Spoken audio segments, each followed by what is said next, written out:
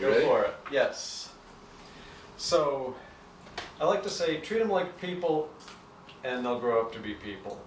What that means is, from the moment they're born, see them as separate entities from you. Is this going? Yes, good. Yeah. Oh, sorry.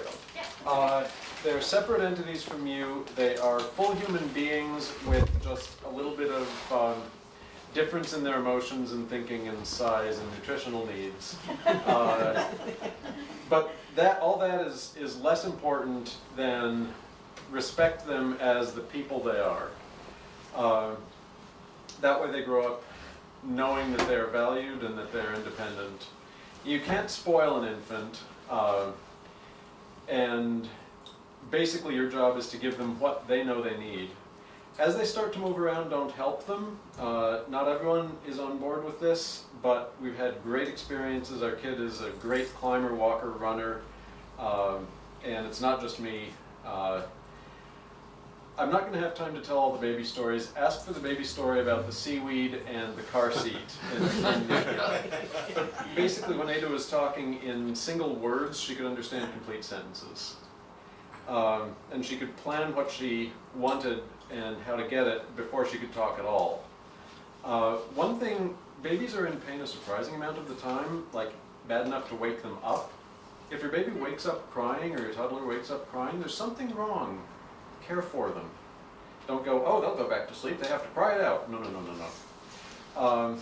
If they want something, doesn't mean you have to do it, but it means take it seriously. Treat them like an equal entity and decide whether this person should get what they want. Talk from the start. Use full sentences. I'm not a fan of baby talk. I've never used it, and Ada's vocabulary and speech patterns are approximately those of a 6-year-old. She's 3. So this seems to work. Basically, since they can understand so much more than they can speak, don't talk to them the way they talk. Use words when you want to actually communicate, rather than just let them learn, because they are sponges. Then use words that they'll understand, but don't dumb it down. And if it's really easy to say, no, don't play in the mud puddle, because I said so, because that's natural. You say, no, don't play in the mud puddle, but why shouldn't they play in the mud puddle? If you don't have a real reason, then say yes. Check your habits of saying no. If they screw up, it's because you created the conditions in which they could screw up.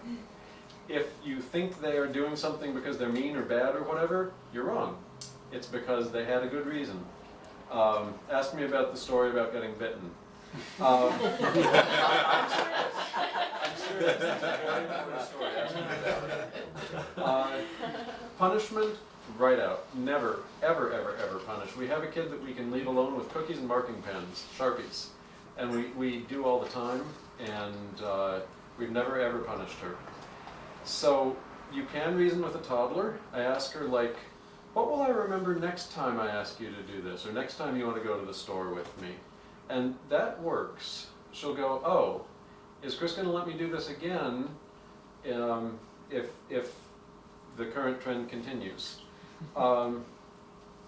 And I think this is the last slide, so I'll steal another couple of seconds. Instead of punishing, just let them know the effect they're having on the world. Let them know the effect they're having on you. I'm sorry we have to leave now because you're too loud for this place. Whatever, just address them like a person who can understand more than you think. Address them like a thinking, feeling being who you're going to be living with for the next 20 years, and you're hopefully going to be on good terms with, and you hopefully want to treat you the way you want to be treated. Basically, just treat them like people.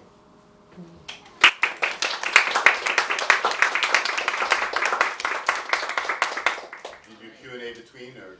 I think we said we were going to do a joint Q&A at the end, so we'll just jump straight into it. So next up is Jane. Alrighty. Woo!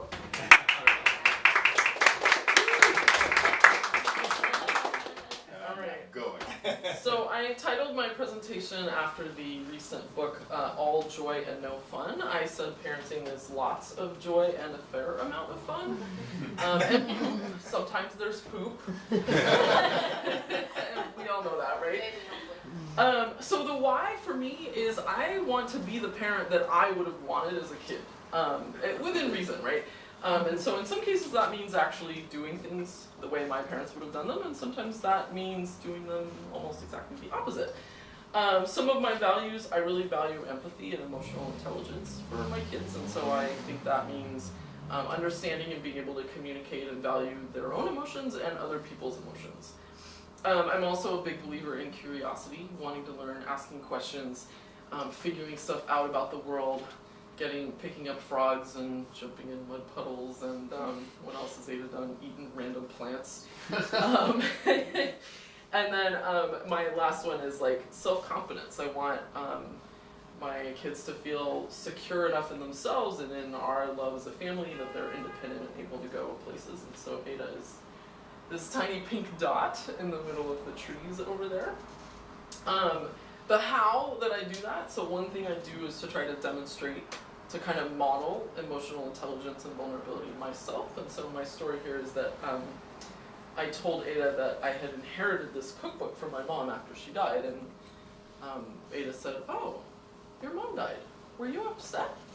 And I said, "Well, gosh, yeah, I was. I was really upset for a long time, and I still am kind of sad when I think about it sometimes."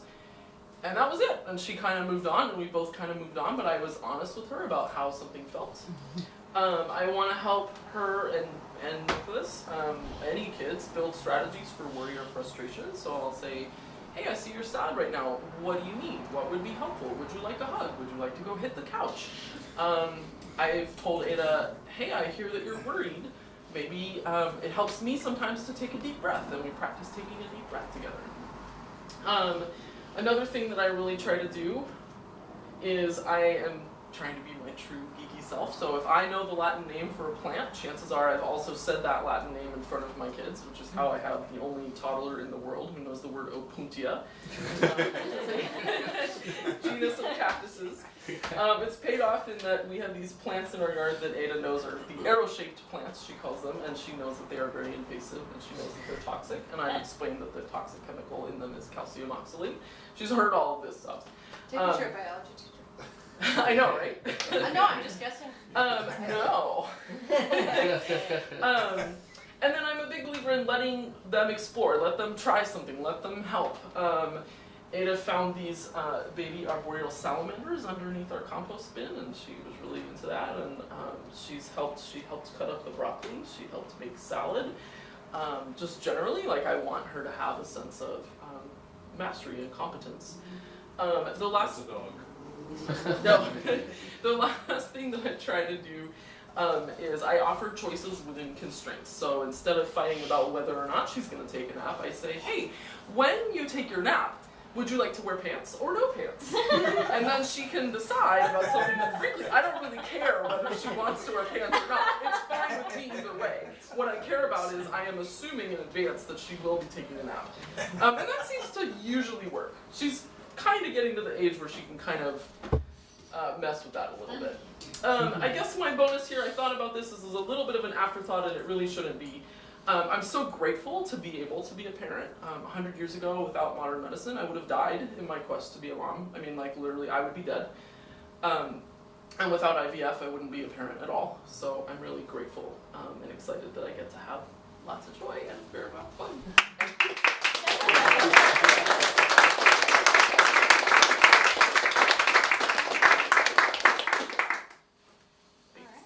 So now, questions for Jan and Chris? I want to hear your reactions to each other's presentations.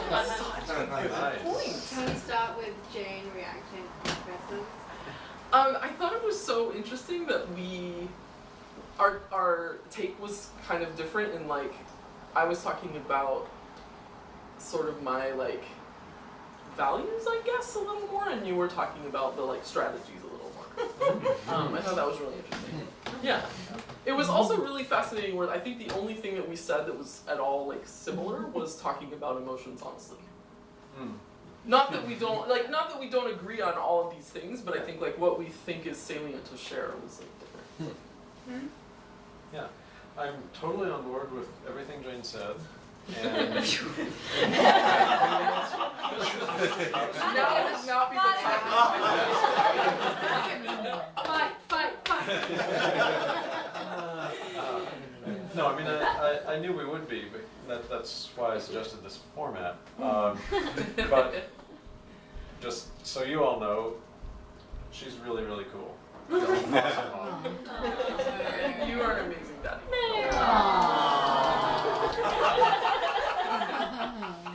Let me interject. Notice that the daw that I got for Amazing Daddy was like twice as loud as the daw for Amazing Mommy. Yeah. Mommies don't get as much credit as daddies do for the same amount of awesomeness. Yeah, it's No, good. it was It's like good. cuter than you were both just doing It was, it. yeah. I that's mean, what that was cute. But I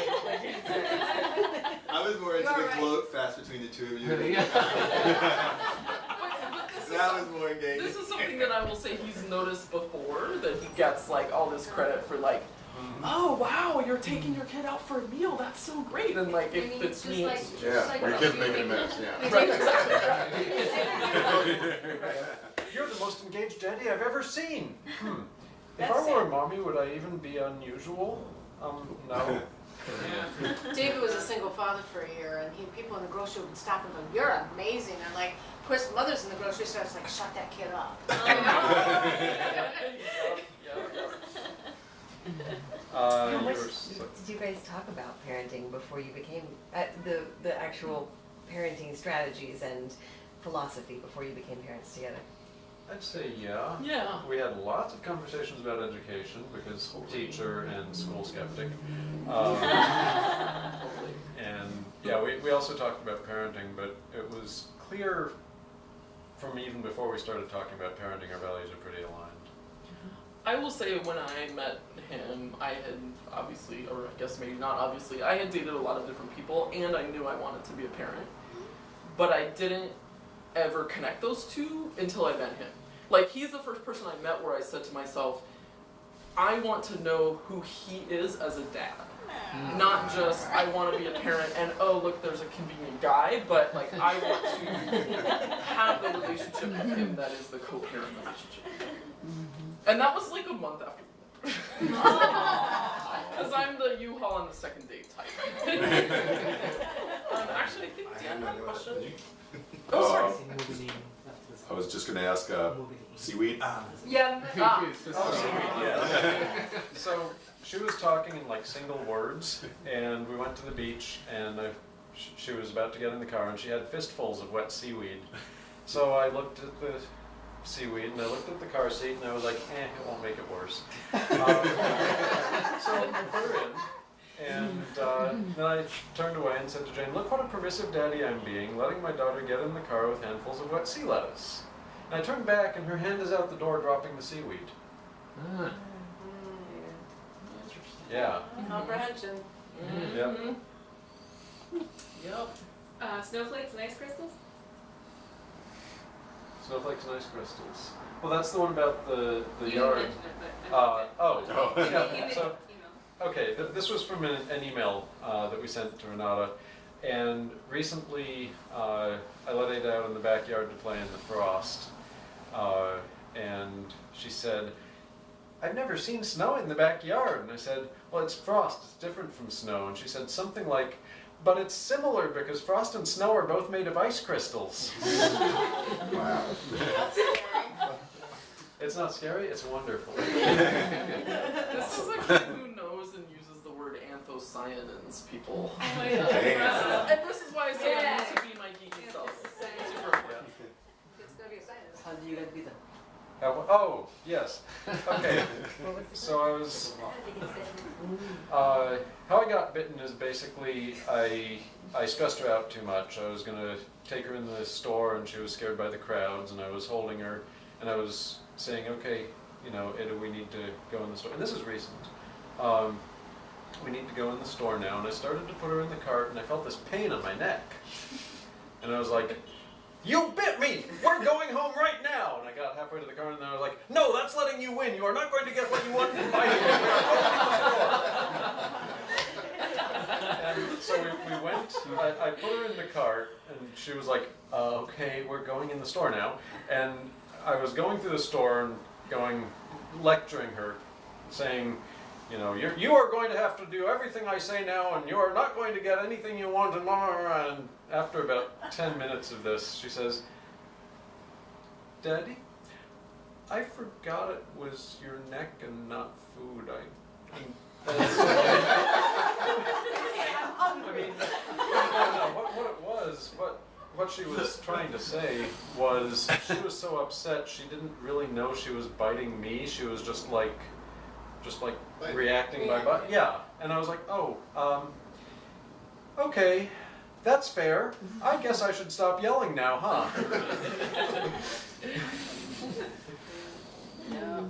What do you do when you have if you ever disagree about a parenting strategy? So we actually have a really conscious strategy of like, if he says, hey Ada, it's time for bed now, I will say, I agree with Daddy, it's time for bed now. And vice versa. But like, that's more tactical. Like in the moment. Yeah, fair. For strategy, we talk it out. So far, there's not been any big disagreements. I would say though that there have been times where the tactic is reflective of a strategy that like we have to kind of hammer out the I don't know, the kinks. Mm-hmm. And so even in the moment we try to be really aligned and not like, oh, I don't agree, you know, like we try to make sure we're like a united front sort of. And then later on we'll be like, hey, I'm not so sure I would have handled this way and this is why. Yeah.